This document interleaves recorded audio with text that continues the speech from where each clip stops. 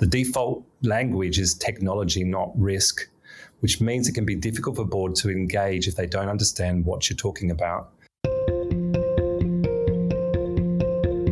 You're listening to KBKast, the cybersecurity podcast for all executives.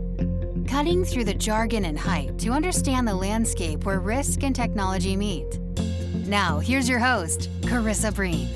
Joining me today is Fabian Partigliani, CEO from RedShield, and today we're speaking about how companies and boards can make cybersecurity part of what everyone talks about. So Fabian, thanks for joining. It's wonderful to have you on the show today. Hi Carissa, very grateful for having me here. Thank you. So Fabian, I really want to begin with your point of view because you don't historically come from a cybersecurity background. So it's really imperative for me to get people on the show with your sort of pedigree to be able to, challenge the status quo and provide a different lens on the space on, where we are sort of going wrong, where we can improve. So I want to sort of start with, what do you believe board members are missing from a cyber perspective? Yeah, great question to start with, Carissa. One of the benefits I have, which you touched on, is I'm a relative newcomer to security. So I have an outsider's perspective, particularly from a C-suite or a board level view. In fact, I still sit on a couple of boards and, of course, as CEO, I report to one. So in my view, what board members are missing from a cybersecurity perspective is an ability to understand cyber for what it is for the vast majority of companies. And that is, it's just another business risk. Yeah, okay. So I just want to press on that a little bit more. So why is it that boards don't see cyber as a business risk? And I guess, would you say that people overcomplicate cyber to their boards? There's a few reasons for this. One of and this may sound strange, is that it's a relatively new risk for boards. I know security teams have been dealing with cyber for a long time, but from a board view, you just need to look at the Australian federal government's response to cyber in the last 3 years. You'll know that Cybersecurity Act in 2020 was passed and sets out obligations for companies to make sure they've got appropriate security measures in place to protect their system and data from cyber threats. You've seen the Australian Cybersecurity Agency established, which is responsible for the Australian government's cybersecurity efforts and providing help and support to both private and public companies. And then wrapping all this is the National Cybersecurity Strategy, which sets out how Australia is going to deal with cyber in the next 10 years. And that's all happened in the last 3 years. So definitely there's a change in landscape for the board. I think the interesting implication, and I'm sure we'll talk a little bit more about health and safety. The implication here is that this legislation and what it means for personal liability is that individuals who are responsible for the security of the organisation may be held personally liable for breaches that occurred due to negligence. So as I said, we'll most likely talk about health and safety because there's a strong parallel there. So firstly, it's a relatively new risk for boards. And secondly, and I see this and every day when I'm talking to CISOs and security teams, I see it in North America, I see it here in Australia and in New Zealand, the default language is technology, not risk, which means it can be difficult for boards to engage if they don't understand what you're talking about. And here's a personal anecdote. I was sitting on a board as a board member, relatively new to security. The CISO and the CEO came in, probably 20, 25 pages, beautiful PowerPoint presentation. They took 27 of the 30 minutes allocated to the board slot and threw every acronym they could at the board. You had NIST, you had PCI, you had MDM, SANS, you name it, DGT, everything was in there. And at the end, no board member was going to ask because they really didn't understand what was going on. Now, we got to board-only time, and the board turned around and said to me, well, we're safe, aren't we, Fabian? So I said, no, we're not. We most probably already had a breach. And it's just a question, if it's not, then it's just a question of when we're going to have one.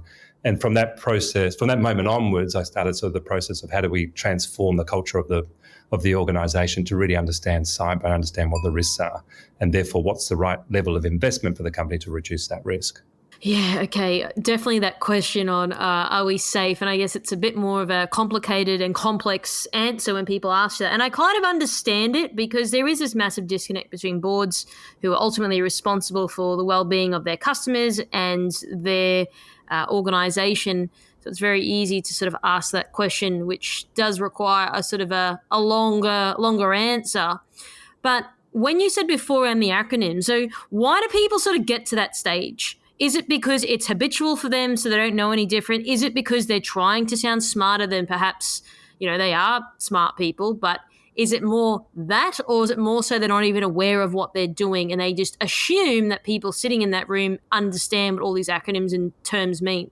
Yeah, I definitely think that's part of it, Carissa. A lot of the time, people expect boards to know everything there is about all parts of the business, particularly their part of the business. But the board meetings are short, they're concentrated, you've got a lot of decisions and a lot of risks to deal with. And as I said, cyber is just one other risk that they've got to get their heads around and decide, have they got the right level of support and investment to make sure that cyber doesn't get in the way of what they're trying to achieve with that business. So definitely, I think that's part of it. And look, my advice is speak to the board so that they can understand you. And by doing that, don't use technology as a starting point. Speak their risk language. And, this is fast changing. A couple of high profile breaches we saw in Australia last year means the conversation is changing very, very quickly. And I'm noticing a lot more that directors are talking about resilience. Yeah. And I know it's a bit of a buzzword, but resilience, when it's followed up with detect, respond, recover, and starting to notice that language means that the organization is on a good track. So I'm definitely seeing a change here. I definitely agree. Don't assume the board understands your world as well as you do. Keep it simple. Highlight the risk. Highlight what you're going to do about it to reduce that risk. Okay, so there's a couple of things in there I just want to press on a little bit more. You said use a risk language. What's an example of a risk language? Like, how do people communicate that? So if you think of your classic risks, business, operational, legal or reputation, break it down into those buckets for the board. So the first one is this going to stop us from doing our prime directive as a business, whether it's making products, whether it's offering services? What is the risk? What does it mean to the operations of the business? Two, is it going to cost us money if what is the impact? Is it going to require us to pay ransomware? Is it going to require us to be down and therefore the systems are not going to support us from doing what we do every day? What is the impact? Legal. Are we legally responsible? Thinking about financial services or healthcare where there's extra legislation in place and requirements, or PCI, are we going to have problems around those areas of risk? And what does that mean for us as an organisation? And then sort of just pressing a little bit more, you said keep it simple. Now, for some reason in our space, people tend to not do this. So from your point of view, coming as an outsider into our space, what would be your advice for people to just keep it simple? You mentioned before around 27 minutes of all these acronyms. Like, that's obviously very convoluted and very complex. How would you recommend people, if they are doing this, what can they make the changes to be in line with more of your theory of keeping it simple? Yeah, sure. I think the first thing is, as I said, start with risk language. We talked about those risks just a second ago, but give context. So rather than come and say, here's all the fantastic technology that we're deploying and this is going to reduce risk, is what are the critical systems and processes and data that our business relies on? Give them that context. This one question allows them to zoom in on the impact if something should go wrong. And that's what you want. There's a real danger that you want to tell them about everything that you do and show them all the risk.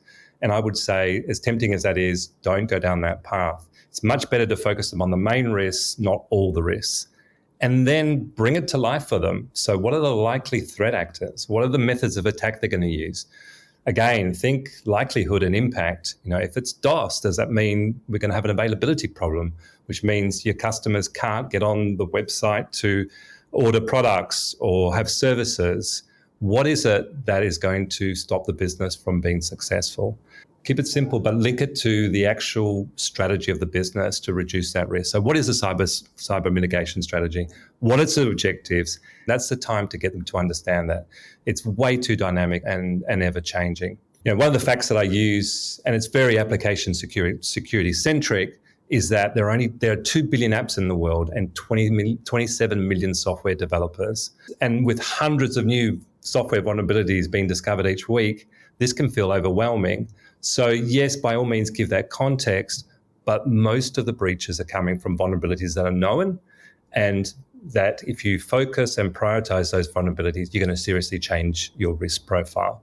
So if you can walk the board through that, give them the context, show them where you want to invest and what that will do to reduce the risk, I think that's going to make a huge impact and start helping the board embrace the challenges which are significant in security that you face every day. I like the part where you mentioned the context. So, for example, in my field of work, I'm in media. If we're shooting something, for example, we'll say, hey, we need to record it this way. And people are like, okay, well, why? Then I give the context and it makes a little bit more sense rather than just saying, hey, we need to do it this way and complicate things. I always try to lead with that so people understand why I'm doing it a certain way, why it makes sense, because I am walking them through the process, the context, and providing sort of examples around it. I think for some reason in our space, people just dive headfirst and then they don't give that context, and then they're probably almost annoyed that people don't get their train of thought. Have you seen that a lot? I agree. And it's just about putting yourself in the shoes of your audience, right? It's as simple as that.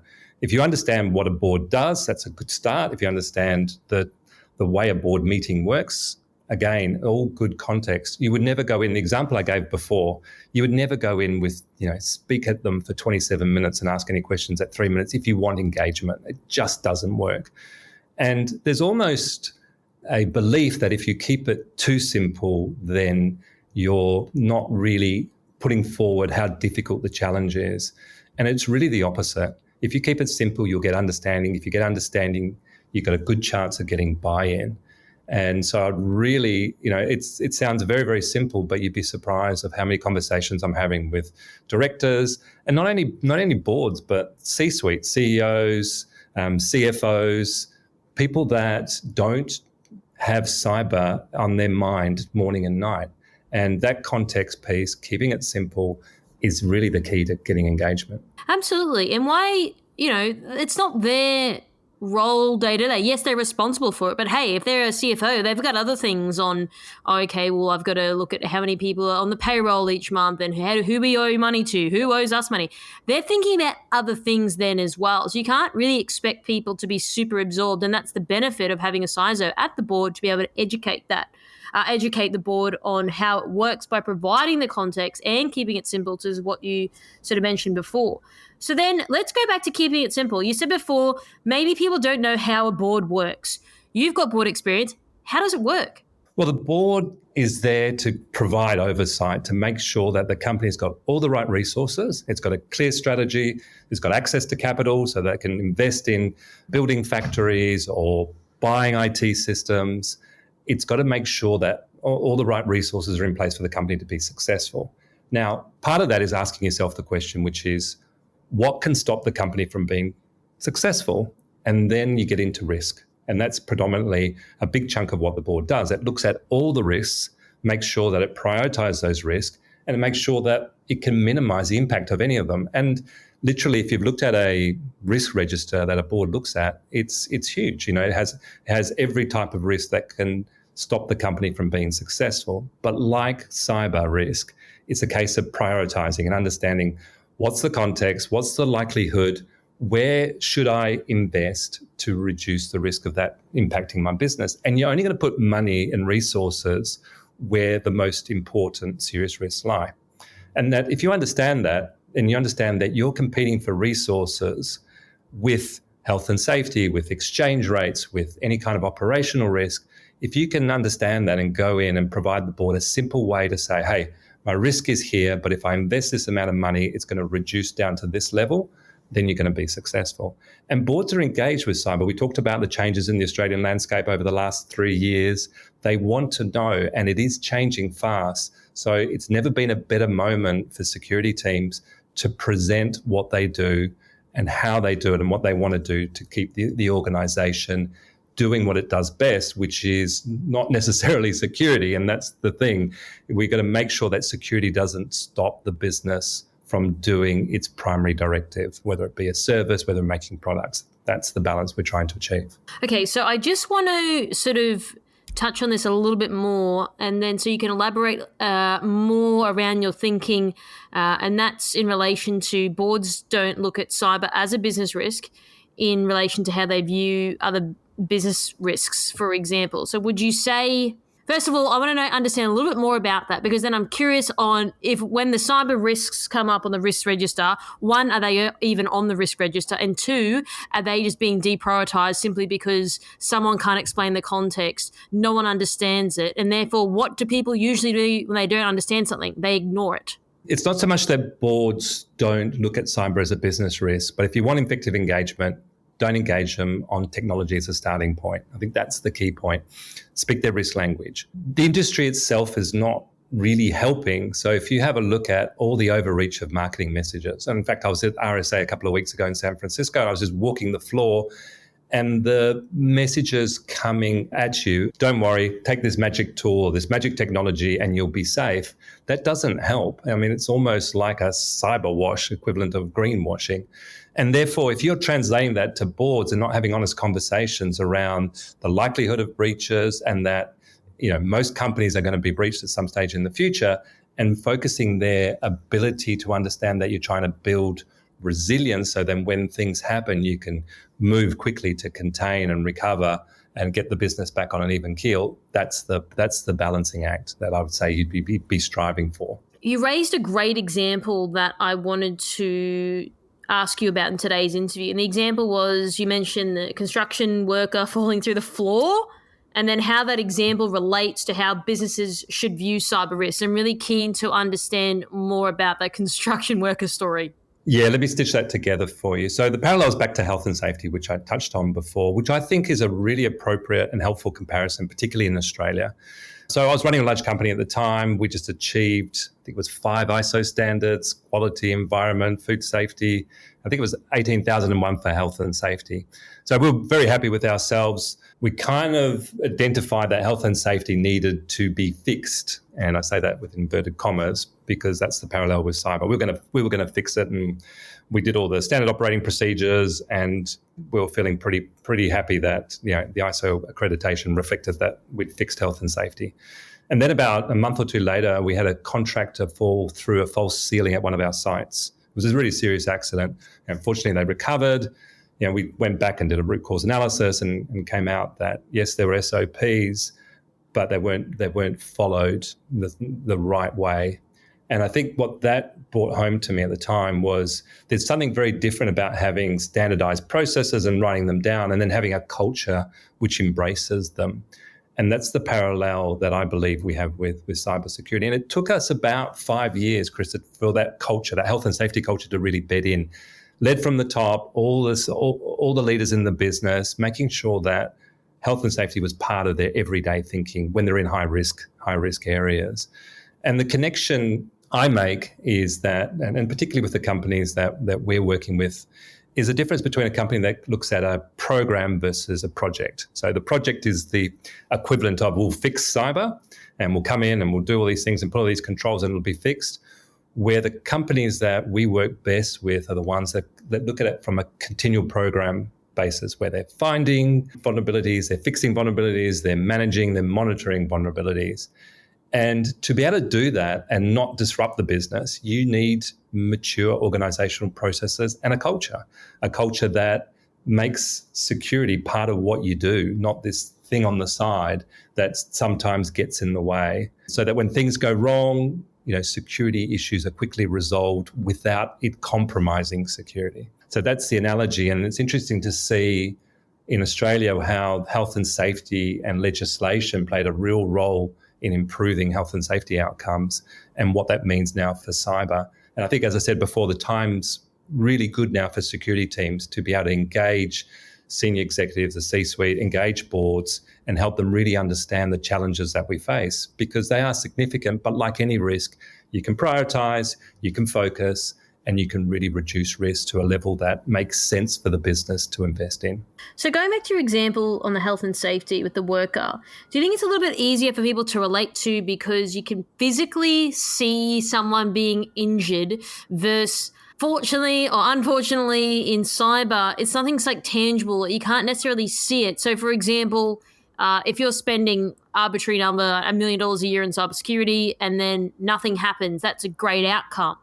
And so Do you think that it may be if people feel a bit more removed from understanding the impacts, because it's very different when someone falls through a floor and they get injured versus, someone's externally like attacking our organization, or someone stole money out of your account? Like maybe that's a little bit more like people can relate to it. But is it more so that people struggle because they can't see it or they can't touch it, and so therefore there's this dissonance between the two?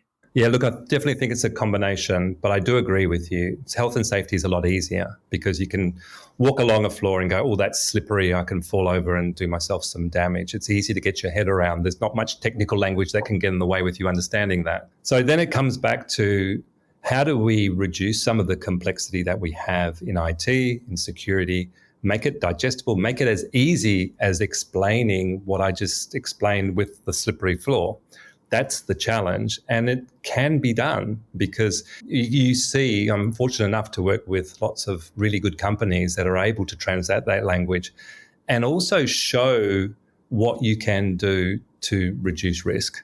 And I would really encourage everybody to be super focused on that return on investment, or return on mitigation, even better, to show when I invest money, this is what happens to risk.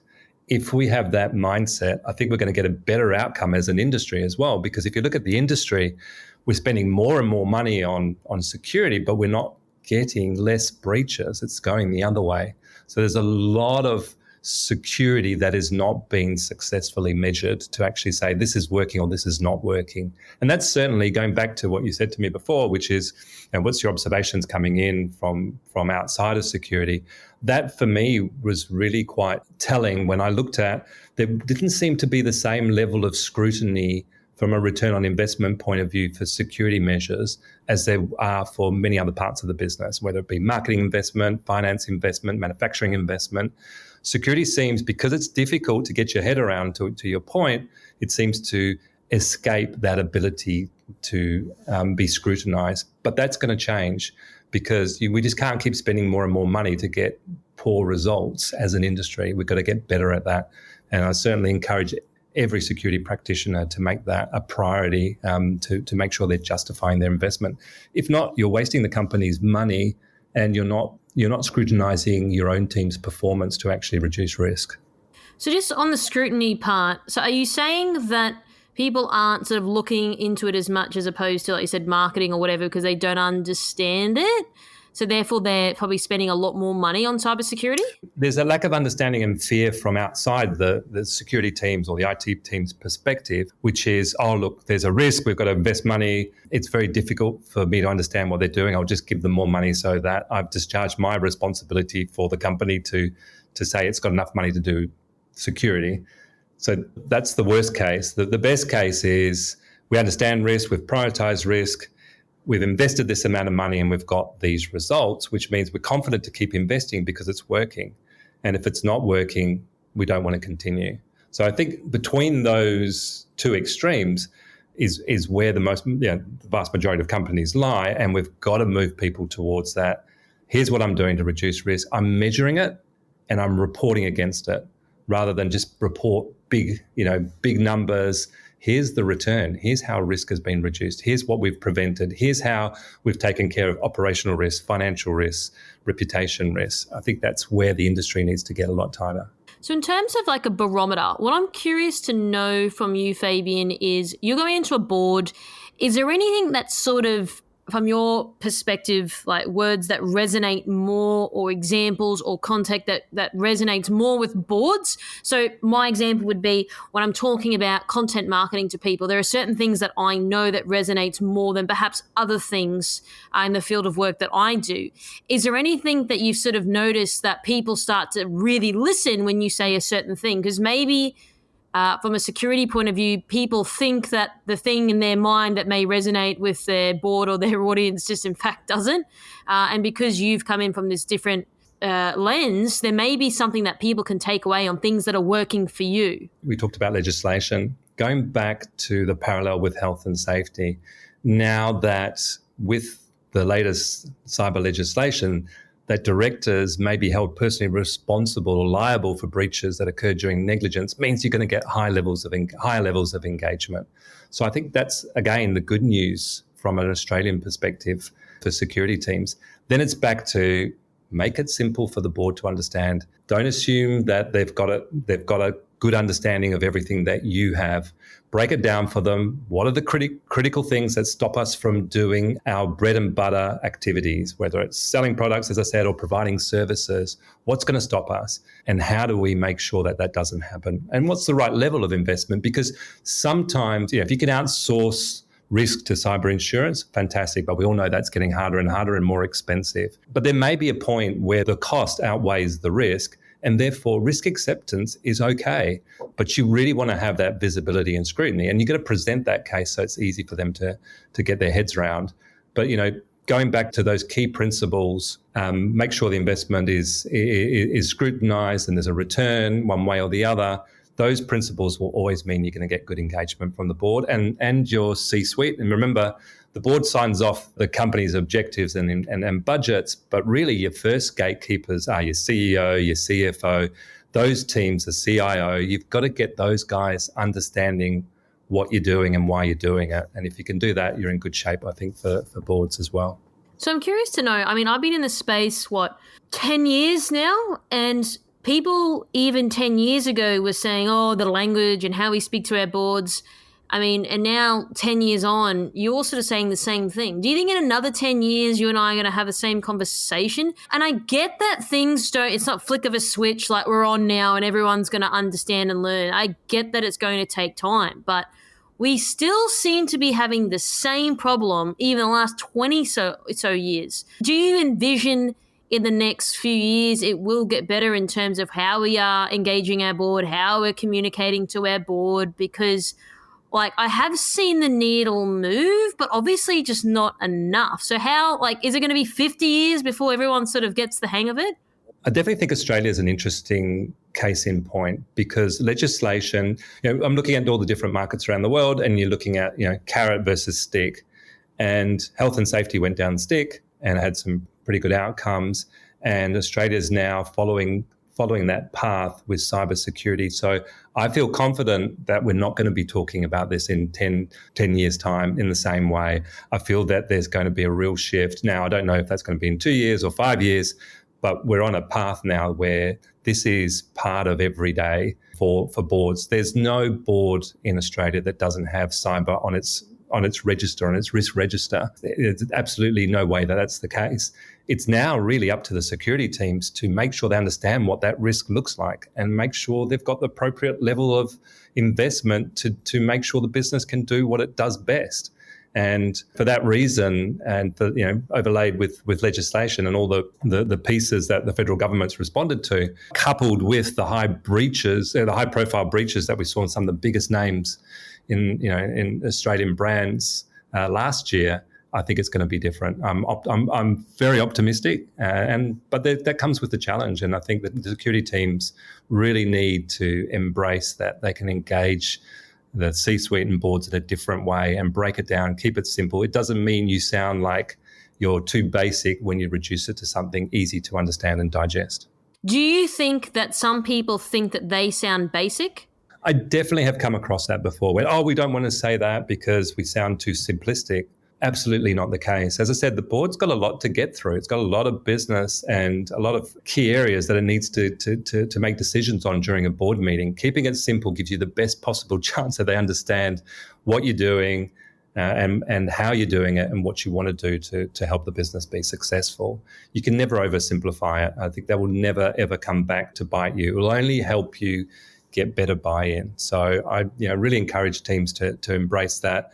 I think one of the challenges we have is that in security, we're coming across some really difficult challenges. The odds are stacked against us in terms of cyber criminals. They just need one area, one vulnerability, one weakness to be successful, whereas we need to be right all the time. So it does mean we've got really smart people in the industry.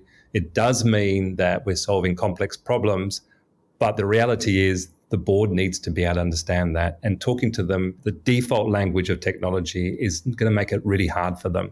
You're much better to talk their language, which is risk, and keep it simple would be my advice. And then I just want to sort of zoom out now for a moment. Obviously, most of our discussion has been very focused on boards and C-suites, but what about sort of like broader businesses or the broader community for people to make cyber part of what everyone thinks about? Is there any sort of recommendations you'd like to leave our audience with today, Fabian? I would say the same principles apply. I was thinking about it on the weekend because, a lot of friends and family say, oh, what do you think we should do? And, I think the same principles apply. I'll give you an example. I was with some friends having drinks on Sunday and this topic came up and they said, oh, tell us what to do. And I was going, you know what? Make yourself a hard target for cyber criminals. Don't let them steal from you. Let them go elsewhere. And to do that, focus on where your risks are. And I said, who's got the same password for one or more of their apps? And of course, everyone has. And I said, well, don't. If you want to make yourself a harder target, make it hard for them and make the password as long as you can. And then, so on and so forth. You could introduce MFA. And if you want to keep it going, you could put a diary reminder every 6 months to change your most sensitive app passwords, et cetera, et cetera, et cetera. So the same principles apply. I think there's also a leadership piece as well, which is if the security team can get the CIO, the CTO, the CFO engaged in this, they'll have natural champions. And of course, the CEO, they'll have natural champions. And if you've got those members of the C-suite on board, understanding what you're doing, they'll become champions because nobody wants to compromise what the business is doing for its primary directive, whether it's selling products or services.